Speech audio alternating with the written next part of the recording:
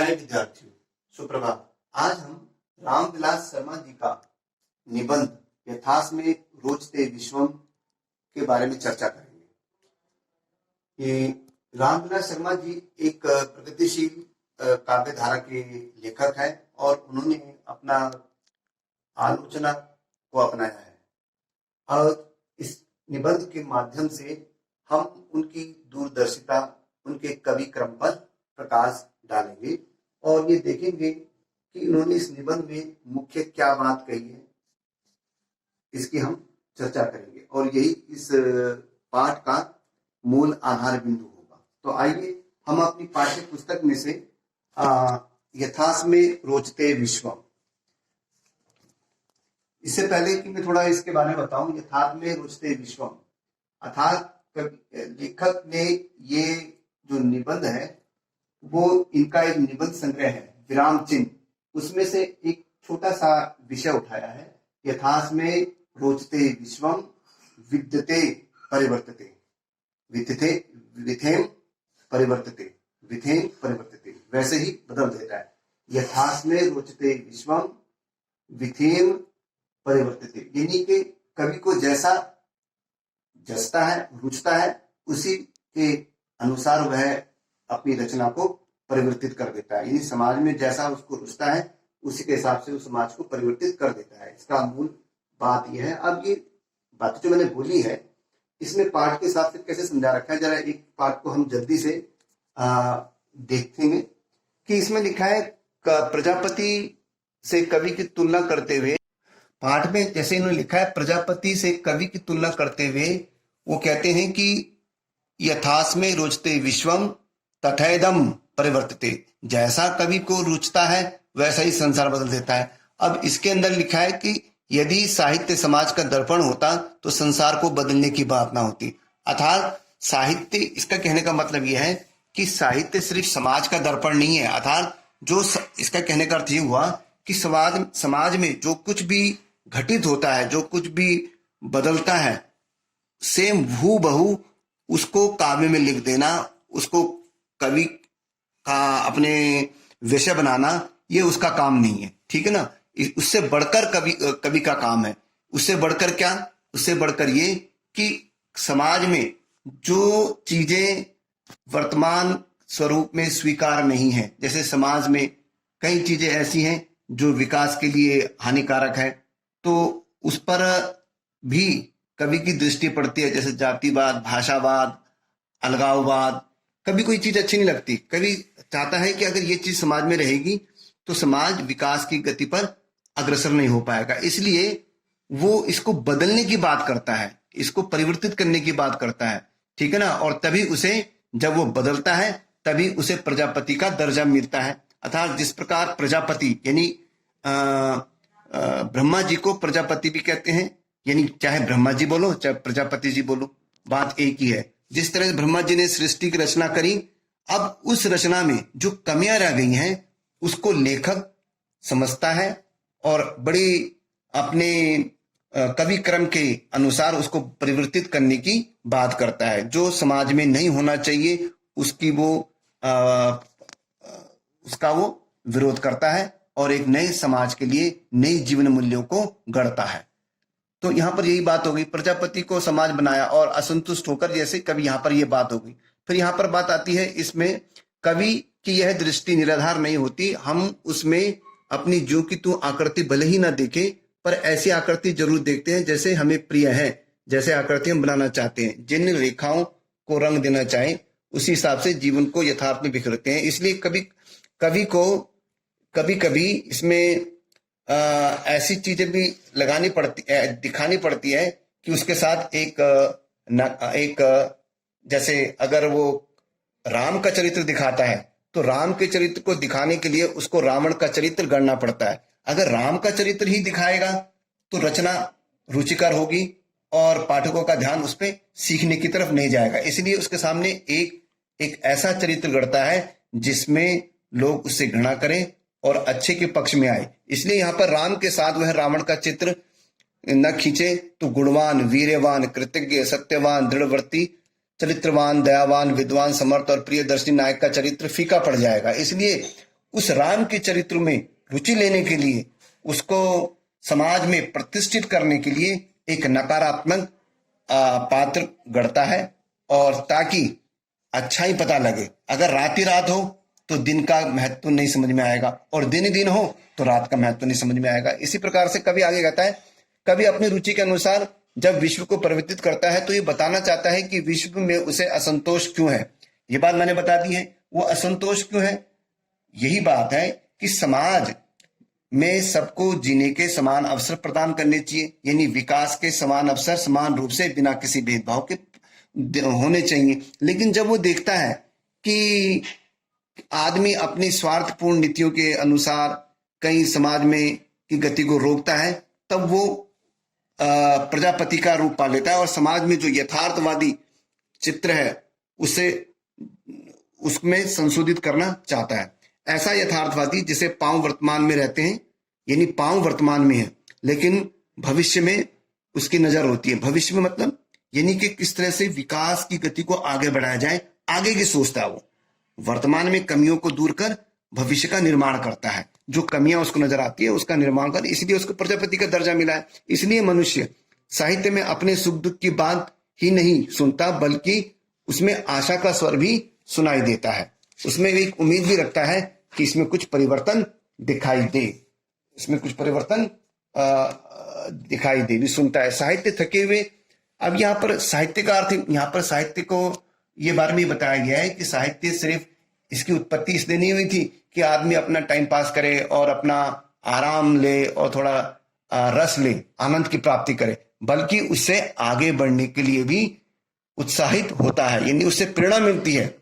और जब हम कहते हैं कि उसको आगे बढ़ने की प्रेरणा मिलती है, तब यहाँ पर कवि का प्रजापति रूप नजर आता है। अर्थात समाज में प्रेरणा तभी मिलेगी अच्छे मूल्यों से, और अच्छे मूल्य तभी स्थापित होंगे जब समाज में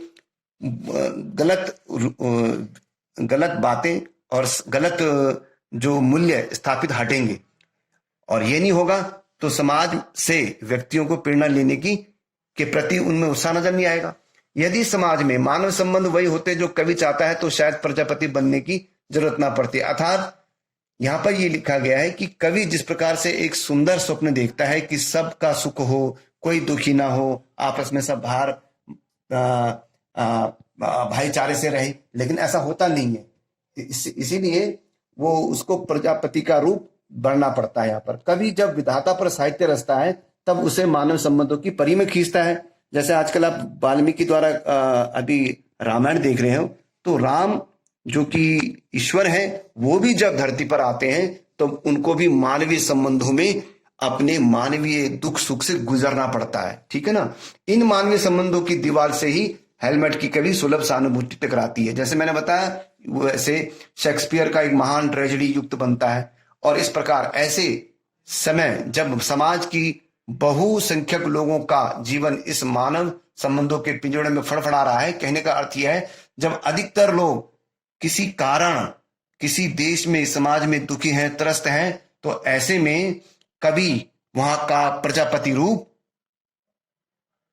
प्रकट होता है। अर्थात वह इनसे मुक्ति दिलाने के लिए साहित्य रचता है, इन मूल्यों का विरोध करता है और समाज में जीने योग्य मूल्यों को स्थापित करने का की ओर अग्रसर होता है। तो यहां पर हो गया। इसीलिए यहां पर अब दिखाया 15वीं-16वीं सदी में हिंदी साहित्य ने अपनी भूमिका इसी के प्रजापति जो रूप है उसको सिद्ध करने के लिए यहाँ पर निभाई थी, जिसमें सूर, तुलसी, मीर, कवि ये वो लोग थे जिन्होंने समाज में जो नकारात्मकता या समाज में जो जीने योग्य मूल्य नहीं थे उनका विरोध करके एक नया स्वर स्थापित किया था। इन गायों की वाणी ने पीड़ित जनता के कर्म को स्पर्श कर उसे नए जीवन के लिए बटोरा, उसे आशा दी। यही काम तो है साहित्य का कि चेतना भरना, आगे बढ़ने की प्रेरणा देना। उसी प्रकार से 17वीं और 20वीं शताब्दी में बंगाली रविंद्रनाथ जो टैगोर थे, हिंदी भारतेंदु, तेलुगु वीरेशलिंगम और तमिल भारती, मलयाली, ये सब इन्होंने अंग्रेज राज और सामंती अवशेषों के पिंजड़े पर फिर प्रहार किया। यानी अंग्रेजी राज आए, इसका विरोध किया, इससे लड़े। और जो सामंती थे, सामंती माने कुछ अमीर लोग जिनको कुछ एक अधिकार मिल गया था कि जैसे टैक्स वसूल करना, कर वसूल करना, और वो मनमाना हिसाब से करते थे, उनको सामंती कहते थे, ये नहीं कि अमीर लोग कह सकते हैं आप। भारत की दुखी पराधीन जनता को बटोरने से संगठित किया इन्होंने और उनकी मनोवृत्ति बदली, फिर उसे उसे सुखी स्वाधीन जीवन की तरफ बढ़ने के लिए प्रोत्साहित किया। उसी प्रकार से यहाँ पर अंत में हम ये कहेंगे कि अभी भी मानव संबंधों के पिंजड़े में भारतीय जीवन विहंग बंदी है और वो मुक्त होना चाहता है। यानी कि कहने का मतलब है कि किसी प्रकार के भेदभाव, किसी प्रकार की जो आपकी अड़चने हैं, इससे मुक्त होना चाहता है। लेकिन समाज में कुछ ऐसे लोग भी हैं जो इस स्थिति को अपने स्वार्थ के लिए बनाए रखना चाहते हैं। इन धिक्कार है उन्हें जो तिल्लियां तोड़ने के बदले मजबूत करते हैं। समाज में उन लोगों के लिए धिक्कार कहा गया है जो समाज में जीने योग्य बातें ना कर अलगाववादी बात करते हैं। इन्हीं और ऐसा करके वह समाज की शांति तो भंग करते हैं परंतु समाज के विकास में भी बाधा उत्पन्न करते हैं। तो भारतीय जन को पराधीन और प्रभाव का पाठ पढ़ाते हैं, ये दृष्टा नहीं। इनकी आंखें, इनको कवि ने कहा ये दृष्टा नहीं है, वास्तव में ये सृष्टा भी नहीं है, ये दर्पण में सिर्फ अहंकार है, इनका अहमवादी प्रवृत्तियां दिखाई देती है। मैं कहूं तो ये अपने स्वार्थ को सिद्ध करने के लिए, अपने अहंकार को सिद्ध करने के लिए तरह तरह के कुचक्र षड्यंत्र रचते हैं।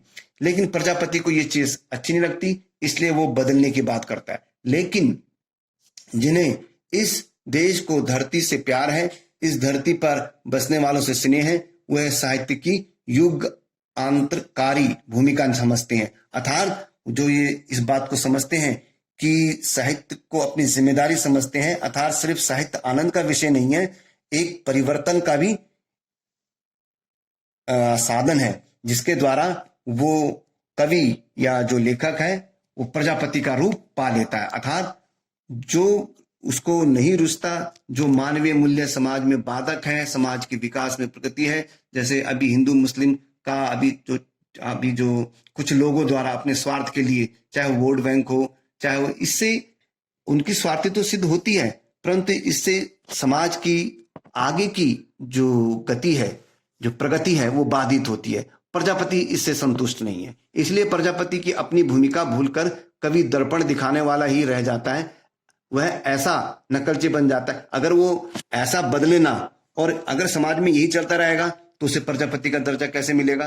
तो ऐसे में कवि सिर्फ प्रजापति न रहकर सिर्फ जो समाज में चल रहा है उसी को दिखाना, ये नहीं जो समाज में चल रहा है उसी को दिखाना, ऐसा करके तो नकलची बन जाता है। नकलची का मतलब जो समाज में चल रहा है उसी को दिखाना, उसी को दिखाना बिना किसी परिवर्तन के। अगर वो ऐसा नहीं होगा तो उसे प्रजापति कौन कहेगा? अगर वो प्रजापति नहीं है तो सिर्फ वो एक नकलची है। यहां पर लेखक ने आने वाले साहित्यकारों के लिए एक प्रेरणा दी है कि वो सिर्फ साहित्य का दर्पण ना बने, साहित्य समाज का दर्पण न बन के रह जाए, बल्कि एक प्रेरणा बने, उसमें नई मूल्य स्थापित करे और ताकि समाज में जीने योग्य मूल्य स्थापित हो और समाज विकास की गति पर आगे बढ़े।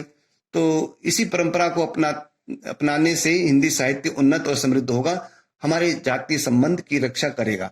तो अभी जो बात मैंने यहाँ इस पाठ को समझाने की कोशिश की है, इसका मूल आधार यही है कि कवि को जो समाज में जिन चीजों से वो संतुष्ट नहीं है उनको बदलकर एक नए समाज का निर्माण करना चाहता है, जहां सब लोग प्यार प्रेम से रहे और समाज अग्रसर हो विकास की गति पर। इन्हीं बिंदुओं पर यहाँ पर कुछ मैंने बिंदु निकाले हैं जो इस पाठ को पढ़ने के बाद मुझे लगता है कि ये बिंदु है।